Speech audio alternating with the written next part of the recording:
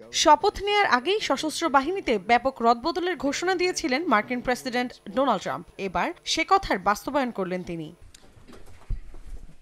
শুক্রবার বাইডেনের শাসনামলে নিয়োগ পাওয়া সশস্ত্র বাহিনীর প্রধান সিকিউ ব্রাউনকে বরখাস্ত করেছেন ট্রাম্প। তিনি আফ্রিকান বংশোদ্ভূত দ্বিতীয় মার্কিন নাগরিক, যিনি যুক্তরাষ্ট্রের জয়েন্ট চিফ অফ স্টাফের চেয়ারম্যান পদে নিযুক্ত হয়েছিলেন।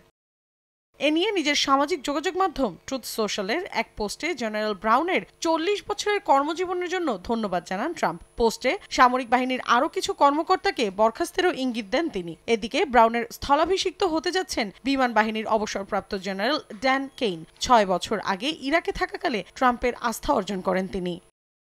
একই দিন নৌবাহিনীর প্রধান অ্যাডমিরাল লিসা ফ্রাঙ্কচেটি ও বিমান বাহিনীর উপপ্রধান জেনারেল জেমস স্লিফকে বরখাস্তের ঘোষণা দিয়েছেন মার্কিন প্রতিরক্ষামন্ত্রী। লিসা যুক্তরাষ্ট্রের ইতিহাসে প্রথম জয়েন্ট চিফ অফ স্টাফ এবং নৌবাহিনীর প্রথম নারী প্রধান ছিলেন, যদিও সে সময় লিসা নৌপ্রধান হওয়া নিয়ে অসন্তুষ্ট ছিলেন ট্রাম্প। শীর্ষ পর্যায়ের কর্মকর্তাদের সরিয়ে ট্রাম্প প্রশাসন সামরিক বাহিনীকে পুনর্গঠন করে যুদ্ধক্ষেত্রে কার্যকারিতা বৃদ্ধির ওপর গুরুত্ব দিচ্ছেন বলে জানিয়েছেন মার্কিন প্রতিরক্ষামন্ত্রী হেগসেথ। তবে বিশ্লেষকরা বলছেন, প্রেসিডেন্টের এমন পদক্ষেপ প্রশাসন রাজনীতিকীকরণের অংশ।